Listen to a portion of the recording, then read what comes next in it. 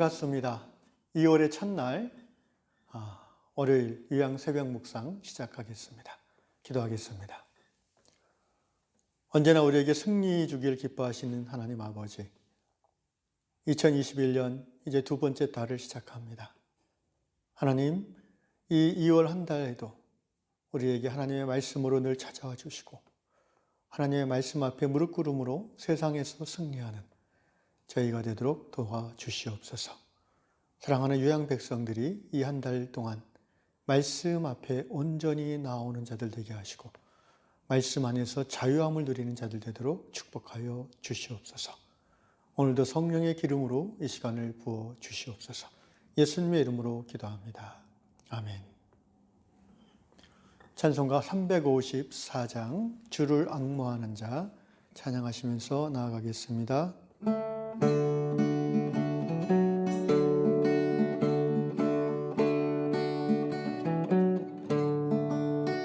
주를 앙모하는 자 올라가 독수리같이 모든 싸움 이기고 근심 걱정 벗은 후 올라가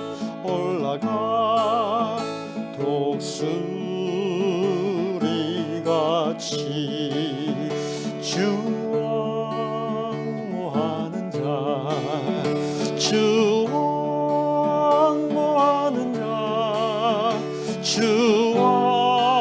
앙모하는 자 늘 강건하리라.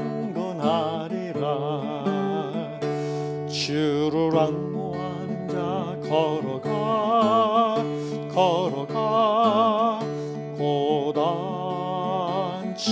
않네. 길을 잃은 양떼를 두루 찾아다니며 걸어가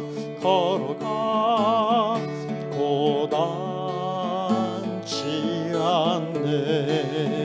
주 앙모하는 자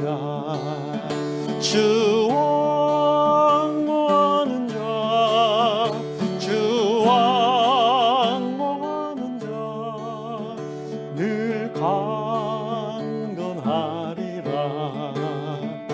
주를 앙모하는 자 달려가 피곤치 않네. 천성문을 향하여 면류관을 얻도록 달려가 돌곤치 않네. 주 앙모하는 자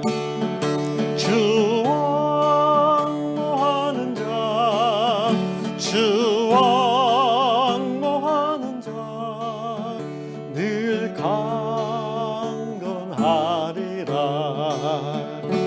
주를 앙모하는 자 올라가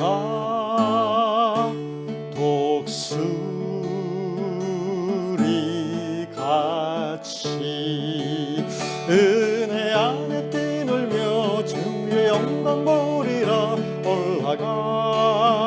올라가 독수리같이 주 앙모하는 자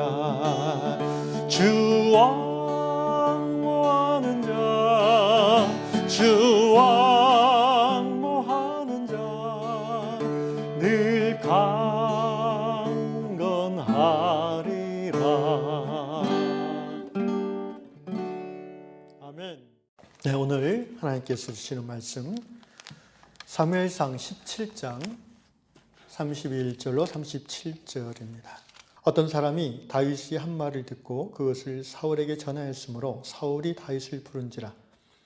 다윗이 사울에게 말하되 그로 말미암아 사람이 낙담하지 말 것이라. 주의 종이 가서 저 블레셋 사람과 싸우리이다 하니 사울이 다윗에게 이르되 네가 가서 저 블레셋 사람과 싸울 수 없으리라.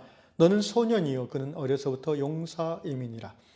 다윗이 사울에게 말하되 주의 종이 아버지의 양을 지킬 때에 사자나 곰이 와서 양떼에서 새끼를 물어가면 내가 따라가서 그것을 치고 그 입에서 새끼를 건져내었고 그것이 일어나 나를 해하고자 하면 내가 그 수염을 잡고 그것을 쳐 죽였나이다. 주의 종이 사자와 곰도 쳤은즉 살아계시는 하나님의 군대를 모욕한 이 할례받지 않은 블레셋 사람이리까 그가 그 짐승의 하나와 같이 되리이다. 또 다윗이 이르되 여호와께서 나를 사자의 발톱과 곰의 발톱에서 건져내셨은즉 나를 이 블레셋 사람의 손에서도 건져내시리이다. 사울이 다윗에게 이르되 가라 여호와께서 너와 함께 계시기를 원하노라. 아멘. 제가 좋아하는 다윗의 이야기입니다. 다윗은 10대 시절 그 아버지 집의 8번째 막내 아들이었는데 이제 아버지의 명에 순종해서 아버지의 양을 돌보는 일을 주로 하였다고 성경은 기록하고 있습니다. 여러분, 양을 돌보려면 그 동네에 살 수 없습니다. 사람들이 모이는 동네에서 좀 멀리 떨어진 초지 또는 숲, 야생 지역에서 이제 초원에서 양을 돌봐야 되기 때문에 소년 다윗은 아직 어린 나이임에도 자주 집을 홀로 떠나서 사람들을 떠나서 사자와 곰이 있고 늑대가 돌아다니는 그런 야생 지역에서 머무르곤 했습니다. 당연히 밤에 양을 노리고 달려드는 사자의 습격이 있고 또 곰들이나 늑대의 습격이 있었겠죠. 다윗은 목자로서 아버지의 양을 뺏기지 않으려고 두려움을 무릅쓰고 그들을 상대했을 수밖에 없었습니다. 그들과 싸워야 했죠. 소년 다윗이 그런 과정에서 자연스럽게 무술을 익히게 되었다고 저는 상상합니다. 옛날에 왕자나 귀족의 자제들은 스승을 모셔서 무술을 배우지만 이 이스라엘 집의 평범한 집안에 어느 정도 양을 갖고 있는 유복한 집안이지만 그래도 무술 스승을 모실 정도는 되지 않았겠죠. 아버지 재산이 양을 지키고자 어쩔 수 없이 홀로 싸우다 보니까 싸우는 기술이 몸에 배인 것이죠. 지팡이를 쓰고 주먹으로 치며 더 나아가서 다윗이 이 독특한 자신만의 무기를 개발했는데 그것이 바로 저 유명한 이 스톤 슬링, 물맷돌입니다. 지팡이만한 그 자갈, 돌을 사용해서 그것을 이제 그 가죽에 입히고 그것을 줄을 달아가지고 끈을 달아서 빙빙 돌리다가 먼 거리에 있는 사자나 곰에게 정확히 맞추는 이런 다윗의 주특기지요. 이것을 다윗은 소년 시절부터 홀로 연습했을 것입니다. 이 물매라는 것은 이제 자료를 보니까 그 돌을 회전시키는 그 원심력의 힘으로 사람이 던지는 게 아니라 이 원심력의 힘으로 돌이 쏜살같이 나아가도록 고안된 도구입니다. 기록에 의하면 청동기 시절부터 이미 사람들이 이 물맷돌을 쓰기 시작했고 그리스 시대 의사 셀시우스라는 사람의 글을 보면 물맷돌에 맞은 군사의 몸에 박혀있는 돌 또는 납덩어리 이런 것들을 어떻게 효과적으로 제거하는가 하는 처방도 기록에 남기고 있을 정도입니다. 또 로마의 역사가 리버라는 사람의 기록에 따르면 그 당시 에게 지역 주민들이 이 최고의 물맷돌 전문가들이었다고 합니다. 그래서 그들은 단지 적군의 얼굴을 명중시킬 뿐 아니라 그 갑옷 사이에 특정 그 조금 드러나 있는 부위, 목이랑 눈 같은 데를 정확하게 먼 거리에서도 타격할 수 있었다고 합니다. 다윗이 우리가 잘 알다시피 골리앗을 물리친 것은 여러분 우연이 아닙니다. 하나님의 전적인 은혜였지만 그것만은 아니었어요. 하나님이 어린 시절부터 다윗을 준비시켰다고 볼 수 있습니다. 무엇을 준비하게 했습니까? 첫째는 다윗의 내면에 다윗의 영이 하나님의 영과 교감하도록 준비시켰습니다. 하나님과 이 깊은 인격적 사귐 속에서 다윗이 하나님을 굳게 의지할 수 있는 믿음의 사람이 되었죠. 여러분 양떼만 있는 깊은 초원지대에서 사자와 곰이 밤에 울어대는 그 소리 속에서 어린 소년 다윗이 요새로 말하면 중학교 3학년, 고등학교 1학년밖에 안 됩니다.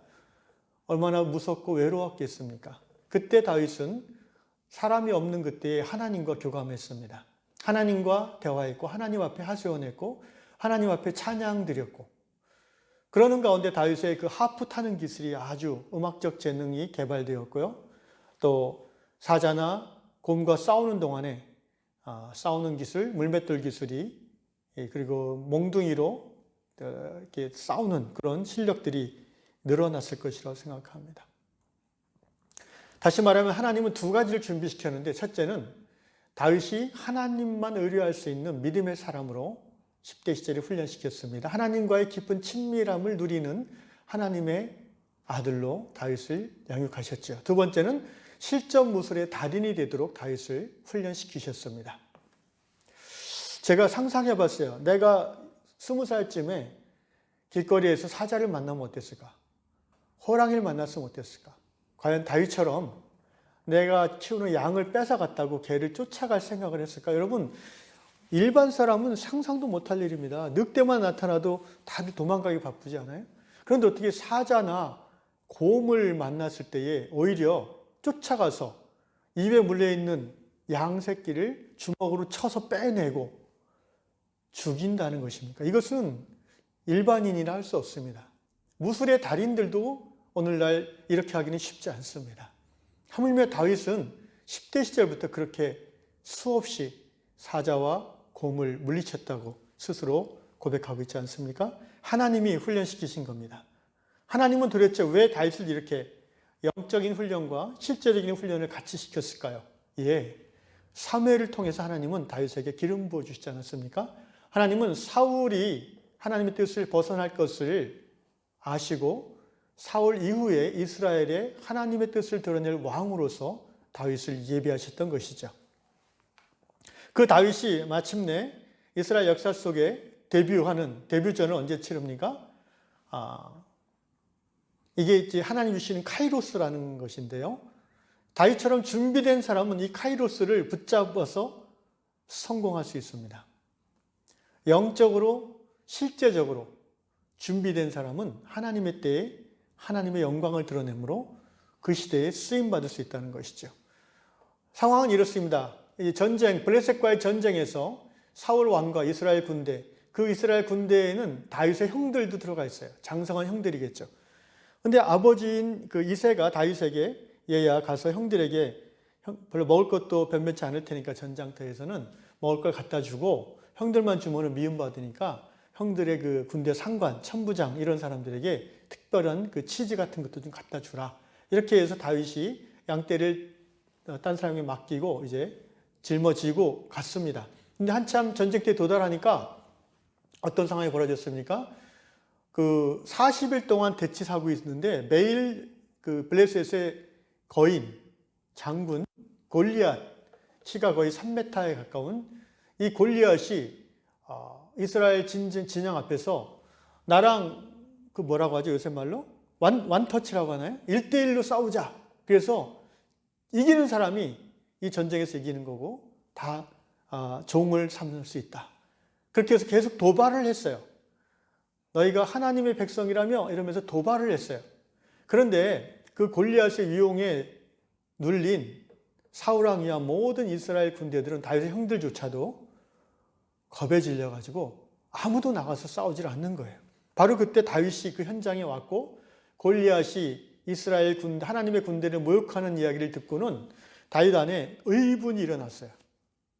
왜 의분이 일어났을까요? 하나님의 이름이 모욕을 받고 있잖아요. 다윗은 너무 화가 났어요. 그래서 사람들이 물어봤습니다. 저 사람이 무슨 말을 하고 저 사람하고 싸워서 이기면 어떤 보상이 있느냐? 의분이 일어난과 동시에 다윗은 자기가 여기서 이겼을 경우에 어떤 실제적인 보상이 있을지도 또한 사람들에게 물어봤다는 것이죠. 여러분, 다윗은 하나님을 사랑하고 하나님의 마음에 합한 사람이었지만, 그리고 유능한 사람이었지만 또 아주 순수한 그런 사람은 아니었다고 저는 생각해요. 저같이 말입니다. 다윗은 자기의 재주와 자기의 헌신을 통해서 누릴 수 있는 것들을 미리 알아봤어요. 나중에 이제 다윗이 유대의 왕이 된 후에 30살쯤에 그리고 37살쯤 전 이스라엘의 12지파의 왕이 되잖아요. 그 사이에 다윗이 행한 정치적인 그런 모습들을 보면 그가 이렇게 나이브한 사람은 아니라는 것을 우리가 쉽게 알 수 있습니다. 어쨌든 다윗이 이야기를 들었어요. 저 골리앗을 물리치면 왕께서, 사울 왕께서 군대의 장관으로 삼고 또 자기 딸의 사위, 부마로 삼고 그리고 그 집안, 그러니까 다윗 집안의 모든 세금을 면제해 줄 거라는 굉장한 특혜죠. 쉽게 말하면 평민에서 그 집안이 귀족으로 승급한다는 것입니다. 다윗이 그 말을 듣고 사울 왕을 찾아가서 제가 싸우겠습니다라고 담대하게 선포하죠. 그 사울이 보니까 얼굴이 이렇게 하얗고 불구스하고 잘생긴, 그렇지만 이렇게 크지도 않은 아담한 소년이 이제 한 17살 된 아이가 블레셋의 장군 골리앗과 싸우겠다고 하니까 처음에는 말립니다. 너는 소년이다. 너는 안 돼. 저 사람은 태어나서부터 장군이었어. 그러자 다윗이 뭘 말합니까? 내가 사자를 몽둥이를 쳐서 이겼고 곰이 내 양들을 뺏어갈 때 따라가서 그 곰을 잡아 죽였습니다. 그러니까 사울 왕이 얘기를 듣고 생각이 바뀐 거죠. 사자를 물리쳤다고? 곰을 가서 때려 잡았다고? 그래, 그러면 한번 해보지. 이렇게 해서 사울 왕의 허락을 받고 추천을 받아서 이제 골리앗과 1대1 데스매치를 시작하게 된 거지요. 근데 골리앗을 이길 수 있었던 다윗의 기술은 뭡니까? 몽둥이도 아니고 주먹도 아니었죠. 그걸로는 승산이 나지 않습니다. 다윗의 승리의 비결은 바로 그의 필살기 물맷돌이었죠. 투구로 가련 골리앗의 이걸 인중이라고 그러죠. 인중을 정확하게 곰도 맞고 쓰러질 수밖에, 기절할 수밖에 없는 그 강도로 물맷돌을 정확히 날려서 골리앗을 맞췄고 잠깐 기절해서 넘어진 골리앗을 얼른 따라가서 자기는 칼을 안 쓰니까 칼이 없으니까 골리앗의 칼을 빼가지고 목을 잘라서 사울에게 가지고 왔습니다. 다윗은 하나님 주신 이스라엘의 영웅으로 데뷔하는 그 데뷔전을 정말 성공리에 잘 마쳤습니다. 사랑하는 성도 여러분, 신앙의 삶을 살면서 승리하기를 우리는 모두 원합니다. 그리고 그렇게 행복한 성도의 삶을 살기를 원합니다. 하나님 주시는 도전과 기회를 우리는 붙잡고 한 걸음 성장하기를 원합니다. 어떻게 하면 그렇게 할 수 있습니까? 여러분 기억해야 됩니다. 두 가지를 우리는 늘 준비해야 됩니다. 첫째는 하나님과의 지속적인 교감을 놓치면 안 됩니다. 지난주에 설교드렸던 것처럼, 말씀드렸던 것처럼 지존자의 은밀한 곳에 거하는 영적 중심을 늘 하나님 안에 두는, 하나님과의 그 친밀한 사귐의 즐거움을, 그래서 자신의 정체성, 자기 가치감을 세상이 아닌 하나님으로부터 누리는 그런 영적 준비를 우리는 늘 소홀히 하면 안 됩니다. 두 번째로 현실의 삶 속에서 우리는 하나님 우리를 불러주시는 그 삶의 장에서 꼭 필요한 기술, 지식, 모든 장비들을 우리는 능숙하게 숙달되도록 연습해 놔야 됩니다. 학생이면 공부로, 또 뭔가 시험을 준비한 사람이면 끈기와 노력으로 자격증을 따놓든지, 어쨌든 하나님이 나를 언제 카이로스 기회를 주실지 우리는 알 수 없습니다. 하루하루 하나님의 인도하신 가운데 하나님의 지성소에 들어가 하나님과의 교감을 누리며 말씀과 기도권의 하나님을 바라보며 더 나아가서 내가 할 수 있는 바, 그 기회를 내 것으로 만들 수 있는 모든 지식과 기술을 습득해야 됩니다. 신앙인의 삶은 그런 의미에서 굉장히 바쁜 삶이어야 됩니다. 제가 지난주일에 그런 말씀 드렸죠. 바쁜 성도는 나쁜 성도일 수 있다고. 그것은 세상적인 일, 명예와 재물과 사회적인 커리어를 쌓음에 너무 바쁜 나머지 하나님의 지성소를 까먹는, 그래서 나쁜 성도라고 한 것이죠. 제대로 된 의미로 바쁜 성도는 훌륭한 성도일 수 있습니다. 하나님과의 사귐을 삶의 중심에 두면서 하나님의 영광을 드러내는 삶의 모든 필요들을 날마다 습득해 나가는, 그렇게 살기 위해서는요, 텔레비 볼 시간 별로 없어요. 정말 낮잠 잘 시간도 없고요.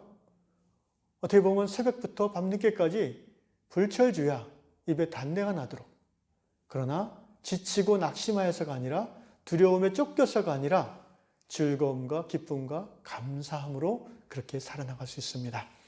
하나님의 때에 하나님 주시는 성공을 누릴 수 있도록 날마다 영적, 실제적 준비를 감당하는 저 여러분 될 수 있기를 주님의 이름으로 축원합니다. 기도하겠습니다. 사랑하는 주님, 하나님은 우리를 향하여 늘 놀라운 계획과 또 평안의 계획을 갖고 계신 줄로 믿습니다.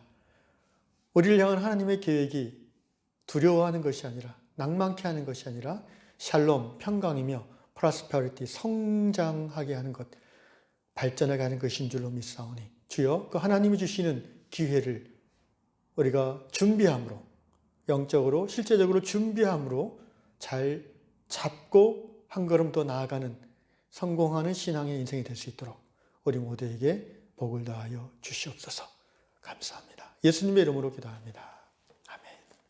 주기도문으로 마칩니다. 하늘에 계신 우리 아버지, 아버지의 이름을 거룩하게 하시며 아버지의 나라가 오게 하시며 아버지의 뜻이 하늘에서 같이 땅에서 이루어지게 하소서. 오늘 우리에게 일용할 양식을 주시고 우리가 우리에게 잘못한 사람을 용서해 준 것 같이 우리 죄를 용서해 주시고 우리를 시험에 빠지지 않게 하시고 악에서 구하소서. 나라와 권능과 영광이 영원히 아버지의 것입니다.